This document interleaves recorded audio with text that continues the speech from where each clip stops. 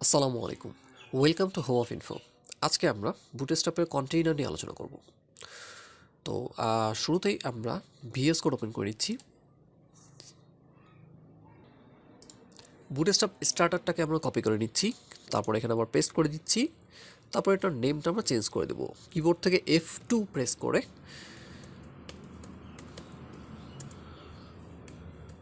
Bootstrap 5 নামে আমরা আর একটা ফোল্ডার ক্রিয়েট করে নিলাম।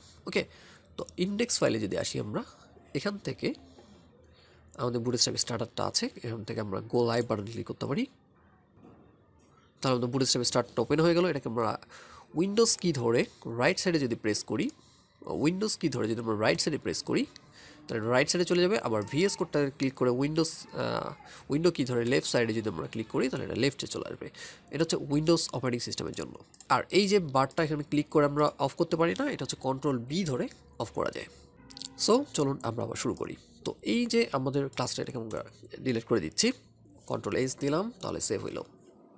সো এখন ব্ল্যাঙ্ক, এখানে কিচ্ছু নাই, তাই না?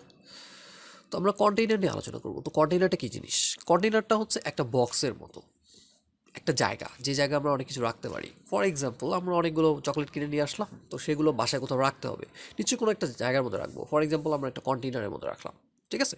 তো সেরকম ওয়েবসাইটের ক্ষেত্রে ওয়েব পেজগুলোতে আমরা বিভিন্ন ইনফরমেশন, হেডিং, তারপর হেডিংয়ের ভিতরে যে ইনফরমেশন ফাইলগুলা, বা হচ্ছে ফুটার, হেডার, কন্টেন্ট, মেইন কন্টেন্ট, সব কিছু আমরা একটা কন্টেন্টের মধ্যে রাখি, যেন সেটাকে মেনটেন করতে আমাদের সুবিধা হয়। ফর এক্সাম্পল, আমরা যদি নর্মালি কিছু একটা লিখি, সো কন্ট্রোল এস দিলে এটা হচ্ছে আই এম ফ্রম বাংলাদেশ, তাই না? এটার মধ্যে কোনো হেডিং ট্যাগটাকে আমরা কিছু ইউজ করিনি। সো ফর এক্সাম্পল, আমরা পি ইউজ করি,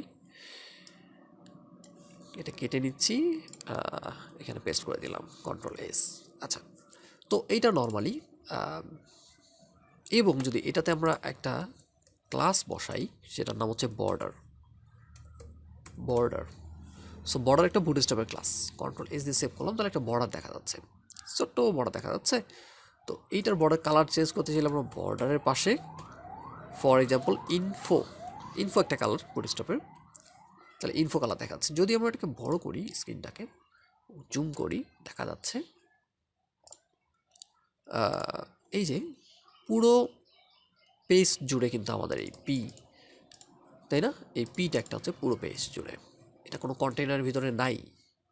কিন্তু আমরা যদি একটা কন্টেইনার ব্যবহার করি, তো এই সেম জিনিসটাকেই আমরা যদি একটা কন্টেইনারের মধ্যে রাখি, এই সেম জিনিসটাকেই যদি আমরা একটা কন্টেইনারের মধ্যে রাখি, তাহলে কিন্তু সেটা একটা কন্টেইনারের মধ্যে থাকবে। এখন কিন্তু সে কোনো কন্টেইনারের মধ্যে নাই।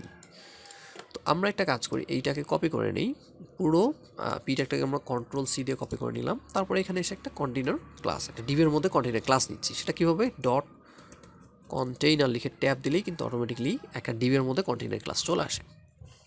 এখন আমরা কন্ট্রোল ভি দিয়ে পেস্ট করে দিলাম, দিয়ে কন্ট্রোল এস সেভ করলাম।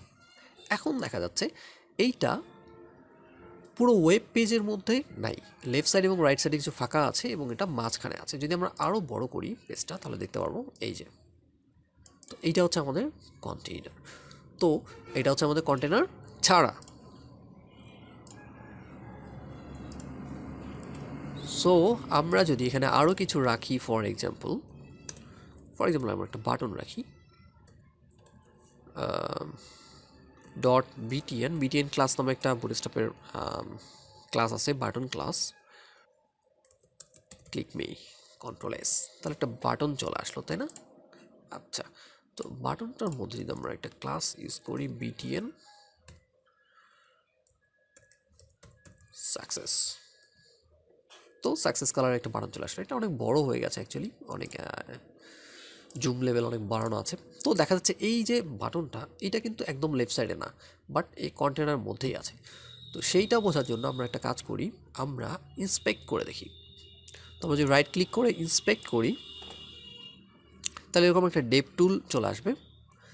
তো এইখানে দেখা যাচ্ছে আমাদের বডিতে রাখলে, বডিতে আছি, এটা হচ্ছে পিতে আছি আমরা, অরেঞ্জ কালারটা হচ্ছে আমাদের কি, আমাদের মার্জিন। আর কন্টেনারের মধ্যে আমরা যখন রাখছি, তখন দুই সাইডে গ্রিন কালারের মতো আছে, এই গ্রিন কালারটা হচ্ছে আমাদের প্যাডিং। তো একটা কন্টেনারের মধ্যে দুই সাইডে প্যাডিং থাকে এবং মাঝখানে থাকে সেই কন্টেনারটা। তো এইখানে আমরা যে ক্লিক করি, ওপেন হয়ে গেল, এটা হচ্ছে আমাদের পি, এটা হচ্ছে আমাদের বাটন, ঠিক আছে? তো এটা একদম লেফট সাইড থেকে নাই, এটা হচ্ছে কন্টেনারের মধ্যেই আছে। এটা একটা কন্টেনারের মধ্যেই আছে। Okay fine. সো আমরা আরেকটা কাজ করি, সেটা আমাদের রেসপন্সিভগুলো আমরা একটু দেখে নিই।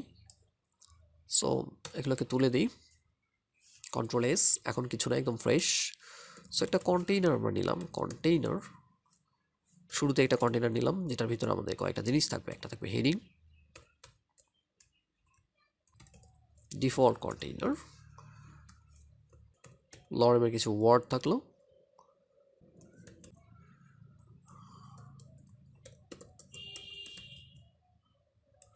ডিফল্ট কন্টেইনার নামে একটা বাটন থাকলো। সো বাটনটার একটা আমরা ক্লাস দিয়ে দিই, ইনফো, কন্ট্রোল এস দিয়ে আমরা সেভ করলাম। তো এটা হচ্ছে ডিফল্ট কন্টেইনার, একটা বাই ডিফল্ট কন্টেইনার, কিছু গ্যাপ থাকে। এটা যদি আমরা বড় করি, সো সব জায়গায় একই রকম, এই যে 100% করে দেখা যাচ্ছে, এটা এরকম। সো আরেকটা যদি আমরা এটাকে কপি করি, আরেকটা কন্টেইনার আমরা নিব, সো পেস্ট করে দিলাম এখানে। সো এইটা কন্টেইনার হচ্ছে স্মল ডিভাইসের পরে, কন্ট্রোল এস দিয়ে আমরা সেভ করলাম। আর এটা হচ্ছে স্মল কন্টেইনার। আর এই জায়গাটা একটা আমাদের গ্যাপ দিই, ফর এক্সাম্পল পিআর ট্যাগ দিই, break tag. Okay fine, control s, তাহলে একটা গ্যাপ থাকলো, তাই না? Okay fine. তো এখন দেখা যাচ্ছে আমরা যদি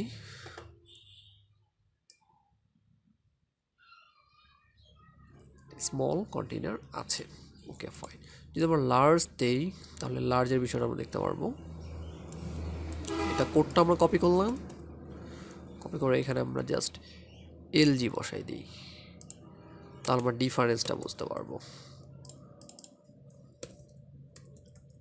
লার্জটা মিডিয়াম দিতে পারতাম আমরা, আচ্ছা আমরা মিডিয়াম দিই, এমডি,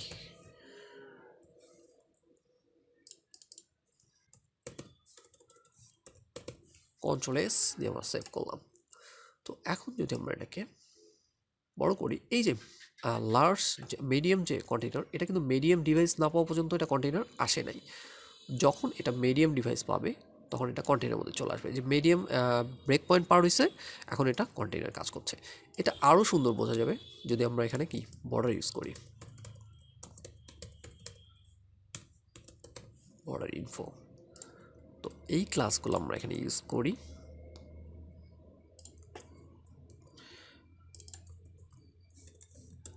ডেঞ্জার।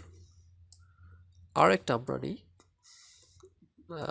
কন্টেইনার ইউজ করি এখানে, এতটুকু কোড আমরা নিয়ে পেস্ট করি। এইটা হচ্ছে আবার ইনফো দিই, আর এইটা হচ্ছে আমাদের লার্জ, লার্জ কন্টেইনার, লার্জ। ওকে, সো এখন দেখা যাচ্ছে সবার মধ্যে কিন্তু বর্ডারগুলো দেখা যাচ্ছে, তাই না? এখন যদি আমরা এটাকে বড় করি, দেখা যাচ্ছে এই যে স্মল কন্টেইনার, এটা কিন্তু স্মল ডিভাইস থেকে শুরু হয়েছে, আর মিডিয়াম কন্টেইনারটা কিন্তু মিডিয়াম ডিভাইসের পরে থেকে শুরু হবে। তো মিডিয়াম ব্রেক পয়েন্ট এখন আসে নাই, যার কোনো হয় নাই। যখন মিডিয়াম ব্রেক পয়েন্ট সে পাবে তখন সে এই যে এখন পেয়েছে।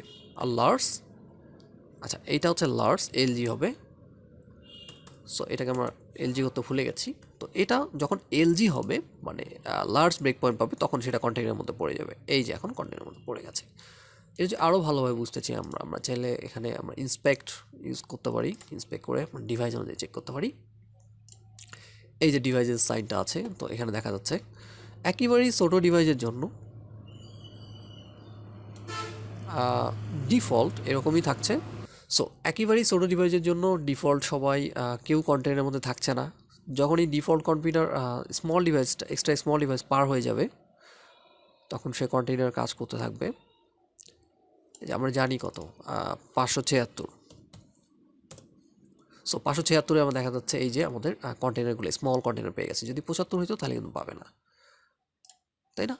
তারপরে মিডিয়াম হচ্ছে আমরা জানি 768, তাহলে যে মিডিয়ামটা পেয়ে গেছে। বাট 67 হলে কিন্তু মিডিয়াম পাবে না, 68-তে এসে পাইছে। তো সেরকম 992-তে এসে লার্জ কন্টেইনার পাবে। সো এটাকে যদি আমরা বড় করি, ঠিক আছে, সো এখানে আমরা বাড়াই দিই 992। তাহলে হচ্ছে এটা কন্টেনারের মধ্যে চলে আসছে এখন। সো এটা হচ্ছে রেসপন্সিভ বিষয়টা এরকম। সো কন্টেনার এইভাবে কাজ করে, কন্টেনারের মধ্যে আমরা অনেক কিছু রেখে সেগুলো আমরা ব্যবহার করতে পারি। So thank you for watching, ভালো থাকবেন সবাই, আল্লাহ হাফেজ।